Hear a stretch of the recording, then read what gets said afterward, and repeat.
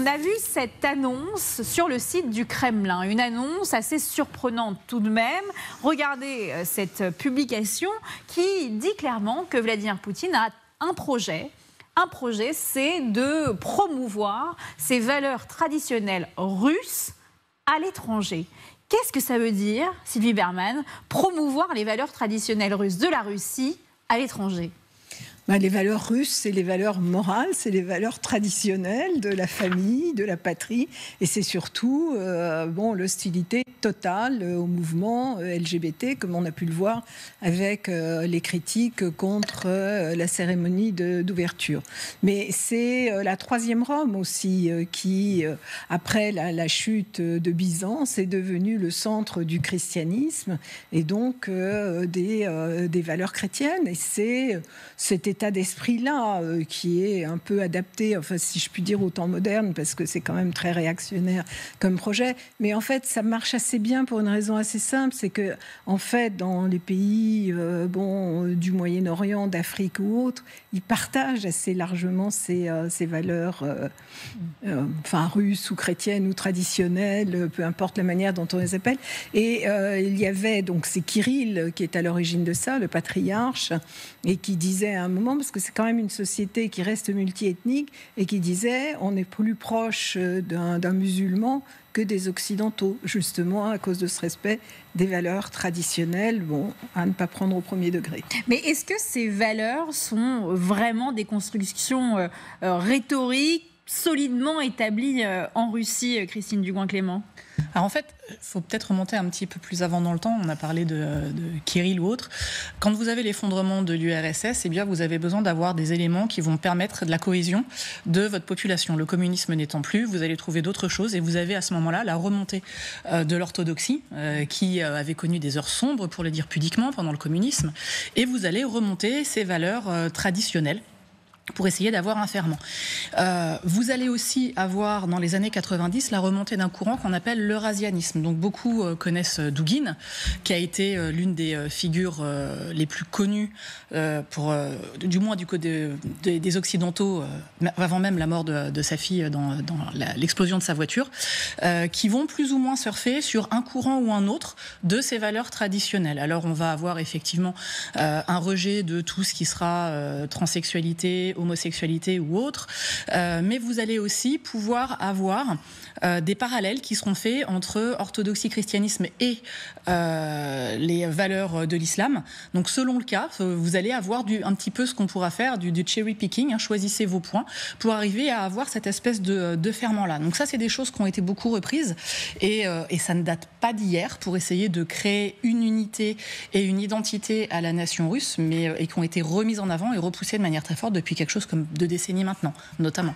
C'est vrai, Catherine Gentil, quand j'étais en Russie, ce qui m'a le plus frappé, c'est ces enfants qui adhèrent à ces valeurs-là. Une forme de jeunesse, alors pas forcément les adolescents, mais des plus jeunes encore, on va dire jusqu'à 10 ans, qui répètent cela comme en fait un discours de propagande qu'ils auraient ingéré.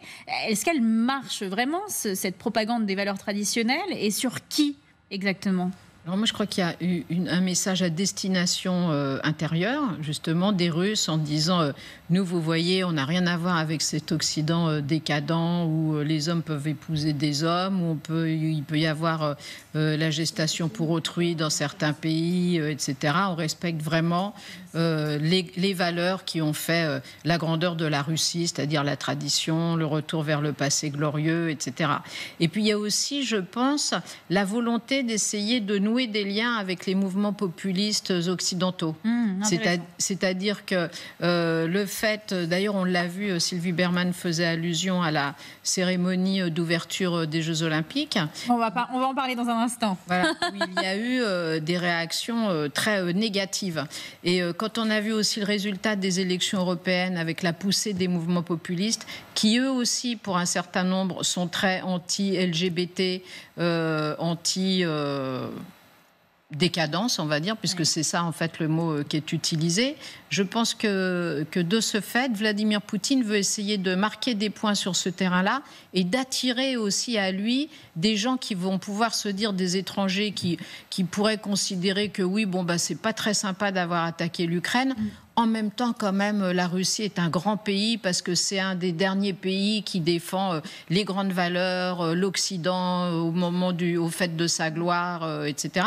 D'ailleurs, je crois qu'il est, Sylvie Berman peut le confirmer, il est interdit dans les écoles russes de parler d'homosexualité, de transition. Alors là, c'est carrément, je ne sais même pas si le mot existe en russe. Voilà, mais je pense que c'est pour essayer de faire le lien avec la grandeur de la Russie et donc fédérer autour de ces idées-là les mouvements populistes qui s'y retrouvent tout à fait. On va revenir sur ce qui s'est passé autour des JO et également sur ce qu'il s'est décidé en Russie, sur le mouvement LGBT qui a été interdit.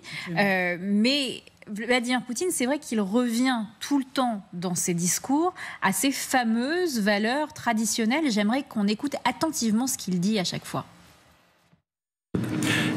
Aujourd'hui, dans certains pays, comme vous le savez, l'institution qu'est la famille et les valeurs humaines normales sont cyniquement détruites et remplacées par des pseudo-valeurs.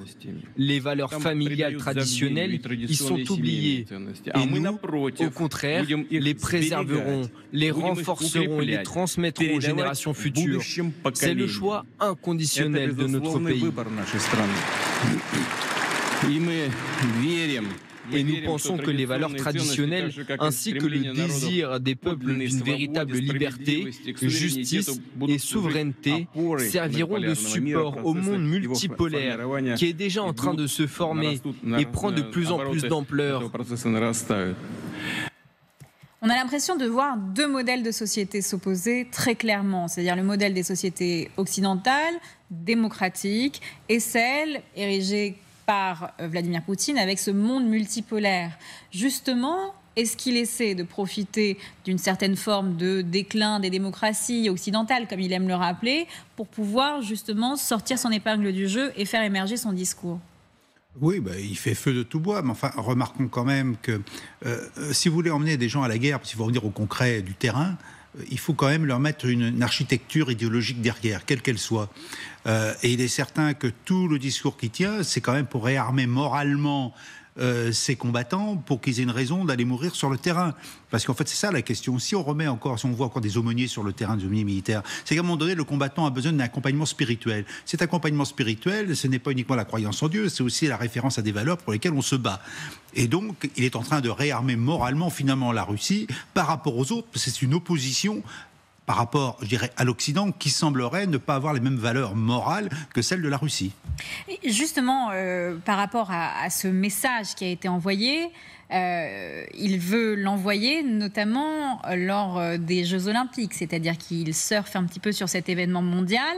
Et d'ailleurs, rappelez-vous, il avait organisé des Jeux Olympiques alternatifs pour, en fait, les pays des BRICS. Regardez ce qu'il disait à ce sujet.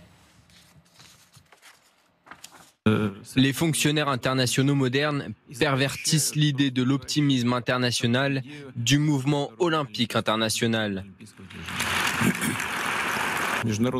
Les compétitions internationales dans le cadre du mouvement olympique, bien sûr, se dégradent. Dans certains sports, sans nos athlètes, les compétitions deviennent inintéressantes. C'est que nos athlètes sont des leaders dans de nombreux domaines.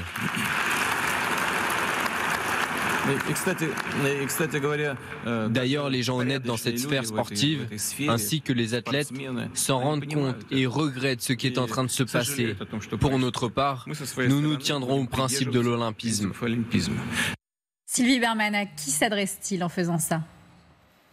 Là, il s'adressait, c'est devant les BRICS. C'était l'ouverture des Jeux où il y a eu d'ailleurs peu de monde, peu de spectateurs aussi et peu de succès. On peut le dire, c'était un fiasco. Absolument, puisque même une fois, effectivement, un athlète russe est monté sur le podium, mais il était tout seul. Il n'y avait personne à côté. Donc, oui, c'est sa lutte contre l'Occident, mais qui a commencé, alors là, pour le coup, bien avant la guerre en Ukraine, parce que c'est des propos qu'il tient très souvent. Il faut aussi constater qu'il y a très peu de croyants en Russie. En fait, dans les églises, il y a à peu près 7%. C'est les sondages qui avaient été faits par Levada. Il n'empêche que les gens se définissent comme orthodoxes, parce que, effectivement, comme cela a été dit, ils ont perdu tous leurs repères après le communisme, et donc leur identité est une identité orthodoxe. Mais encore une fois, c'est cette décadence de l'Occident qu'il rappelle en permanence.